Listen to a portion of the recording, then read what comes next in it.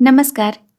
आइए सुनते हैं मुंशी प्रेमचंद जी के द्वारा लिखी हुई कहानी मेरी पहली रचना। उस वक्त मेरी उम्र कोई 13 साल की रही होगी। हिंदी बिल्कुल न जानता था।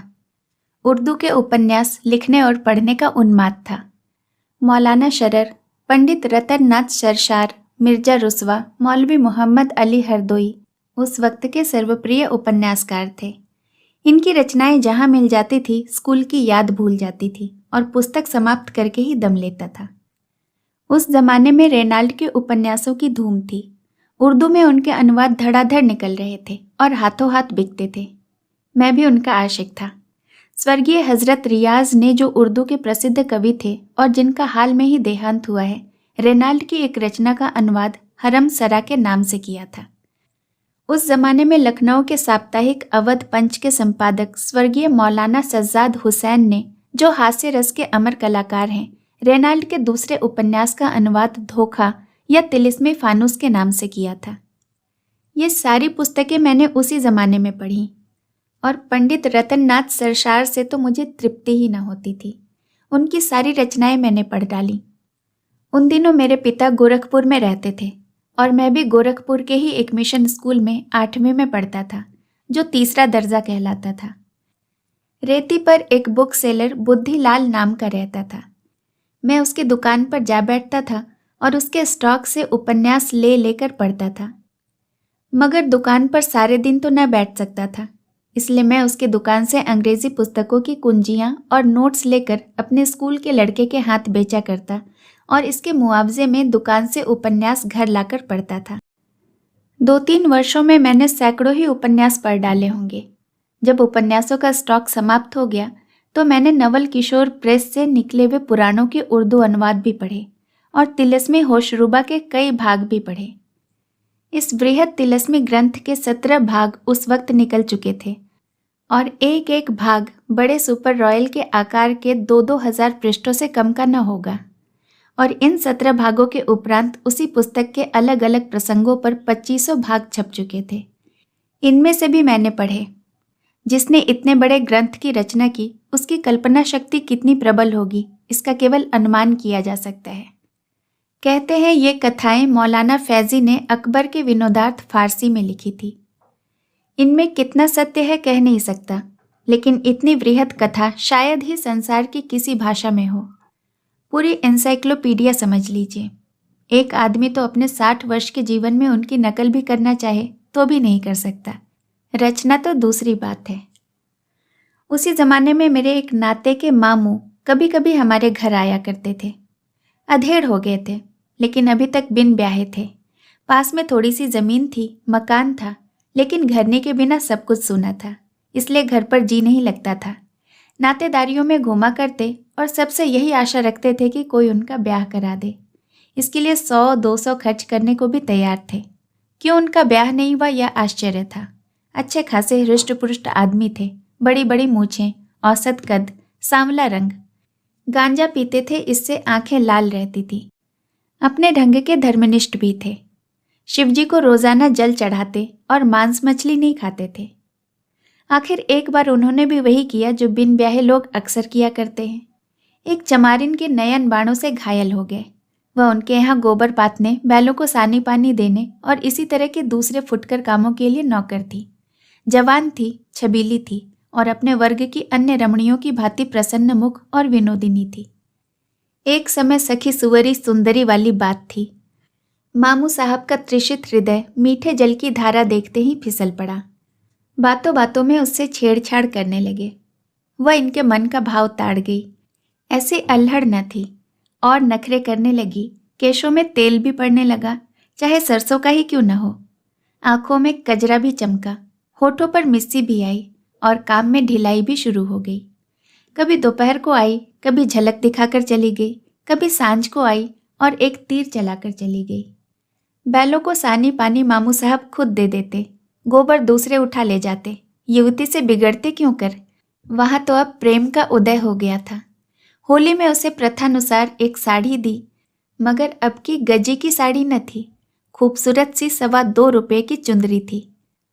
होली की त्योहारी भी मामूली से चौगुनी दी गई और यह सिलसिला यहाँ तक बढ़ा कि वह चमारिन ही घर की मालकिन हो गई। एक दिन संध्या समय चमारों ने आपस में पंचायत की। बड़े आदमी हैं तो हुआ करें, क्या किसी की इज्जत लेंगे? एक इन लाला के बाप थे कि कभी किसी मेहरिया की ओर आंख उठाकर न देखा, और एक यह है कि नीच जाति की बहु बेटियों पर भी डोरे डालते हैं। समझाने बुझाने का मौका न था। समझाने से लाला मानेंगे तो नहीं, उल्टे और मामला खड़ा कर देंगे। इनके कलम घुमाने की ही तो देर है। इसलिए निश्चय हुआ कि लाला साहब को ऐसा सबक देना चाहिए कि हमेशा के लिए याद हो जाए। इज्जत का बदला खून ही चुकाता है, लेकिन मरम्मत से भी तो उसकी पुरौती हो सकती है। दूसरे दिन शाम को जब चंपा मामू के घर में आई तो उन्होंने अंदर का द्वार बंद कर दिया। महीनों के असमंजस और हिचक और धार्मिक संघर्ष के बाद आज मामू साहब ने अपने प्रेम को व्यावहारिक रूप देने का निश्चय किया था। चाहे कुछ हो जाए, कुल मर्जाद रहे या जाए, बाप दादा का नाम डूबे या उतराए। उधर चमारों का जत्था ताक में था। इधर किवाड़ बंद हुए, उधर उन्होंने द्वार खटखटाना शुरू किया। पहले तो मामू साहब ने समझा कोई आसामी मिलने आया होगा, किवाड़ बंद पाकर लौट जाएगा। लेकिन जब आदमियों का शोरगुल सुना तो घबराए। जाकर किवाड़ों की दराज से झांका। कोई 20-25 चमार लाठियां लिए द्वार रोके खड़े किवाड़ों को तोड़ने की चेष्टा कर रहे थे। अब करें तो क्या करें, भागने का रास्ता नहीं, चंपा को कहीं छिपा नहीं सकते। समझ गए कि शामत आ गई। आशिकी इतनी जल्दी गुल हो जाएगी यह क्या जानते थे, नहीं इस चमारिन पर दिल को ही आने क्यों देते। उधर चंपा इन्हीं को कोस रही थी। तुम्हारा क्या बिगड़ेगा, इज्जत तो मेरी गई, घर वाले मुंड मेरा ही काट कर छोड़ेंगे। कहती थी कभी किवाड़ बंद न करो, हाथ पांव जोड़ती थी, मगर तुम्हारे सिर पर तो भूत सवार था, लगी मुंह में कालिक की नहीं। मामू साहब बेचारे इस कूचे में कभी ना आए थे। कोई पक्का खिलाड़ी होता तो 100 उपाय निकाल लेता, लेकिन मामू साहब की तो जैसे सिट्टी पिट्टी भूल गई। बरौठ में थर थर कांपते हुए हनुमान चालीसा का पाठ करते हुए खड़े थे। कुछ न सूझता था, और उधर द्वार पर कोलाहल बढ़ता जा रहा था। यहाँ तक कि सारा गांव जमा हो गया। ब्राह्मण, ठाकुर, कायस्थ सभी तमाशा देखने और हाथ की खुजली मिटाने के लिए आ पहुंचे। इससे ज्यादा मनोरंजक और स्फूर्तिवर्धक तमाशा और क्या होगा कि एक मर्द एक औरत के साथ घर में बंद पाया जाए। फिर वह चाहे कितना ही प्रतिष्ठित और विनम्र क्यों न हो, जनता उसे किसी तरह क्षमा नहीं कर सकती। बढ़ई बुलाया गया, किवाड़ फाड़े गए और मामू साहब भूसे की कोठरी में छिपे हुए मिले। चंपा आंगन में खड़ी रो रही थी। द्वार खुलते ही भागी। कोई उससे नहीं बोला। मामू साहब भागकर कहाँ जाते, वह जानते थे उनके लिए भागने का रास्ता नहीं। मार खाने के लिए तैयार बैठे थे। मार पड़ने लगी और बेभाव की पड़ने लगी। जिसके हाथ जो कुछ लगा, जूता, छड़ी, छाता, लात, घूसा, अस्त्र सभी चलने लगे। यहाँ तक कि मामू साहब बेहोश हो गए और लोग उन्हें मुर्दा समझकर छोड़कर चले गए। अब इतनी दुर्गति के बाद भी अगर वो बच गए तो गांव में तो नहीं रह सकते और उनकी जमीन पट्टीदारों के हाथ जाएगी। इस दुर्घटना की खबर उड़ते उड़ते हमारे यहाँ भी पहुंची। मैंने भी उसका खूब आनंद उठाया। पिटते समय उनकी रूपरेखा कैसी रही होगी, इसकी कल्पना करके मुझे खूब हंसी आई। 1 महीने तक तो वह हल्दी और गुड़ पीते रहे। जो ही चलने फिरने के लायक हुए तो हमारे यहाँ आए। यहाँ अपने गांव वालों पर डाके का इस्तगास दायर करना चाहते थे। अगर उन्होंने कुछ दीनता दिखाई होती तो शायद मुझे हमदर्दी हो जाती, लेकिन उनका वही दमखम था, मुझे खेलते या उपन्यास पढ़ते देखकर बिगड़ना और रौब जमाना और पिताजी से शिकायत करने की धमकी देना। अब मैं यह सब क्यों सहने लगा? अब तो मेरे पास उन्हें नीचा दिखाने के लिए काफ़ी मसला था। आखिर एक दिन मैंने सारी दुर्घटना एक नाटक के रूप में लिख डाली और अपने मित्रों को सुनाई। सबके सब खूब हंसे। मेरा भी साहस बढ़ा। मैंने उसे साफ साफ लिखकर वह कॉपी मामू साहब के सिरहाने में रख दी और स्कूल चला गया। दिल में कुछ डरता भी था, कुछ खुश भी था और कुछ घबराया हुआ भी था। सबसे बड़ा कौतूहल यह था कि ड्रामा पढ़कर मामू साहब क्या कहते हैं। स्कूल में जी न लगता था, दिल उधर ही टंगा हुआ था। छुट्टी होते ही घर चला गया, मगर द्वार के समीप आकर पांव रुक गए।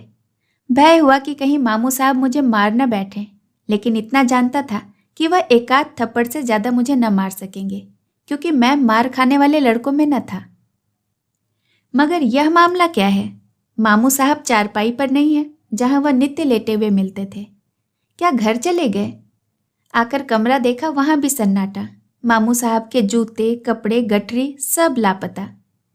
अंदर जाकर पूछा, मालूम हुआ मामू साहब किसी जरूरी काम से घर चले गए, भोजन तक नहीं किया। मैंने बाहर आकर सारा कमरा छान मारा, मगर मेरा ड्रामा, मेरी वह पहली रचना कहीं न मिली। मालूम नहीं मामू साहब ने उसे चिराग अली के सुपुर्द कर दिया या अपने साथ लेकर स्वर्ग चले गए। कहानी सुनने के लिए आपका बहुत बहुत धन्यवाद। जल्द मिलूंगी एक नई कहानी के साथ। नमस्कार।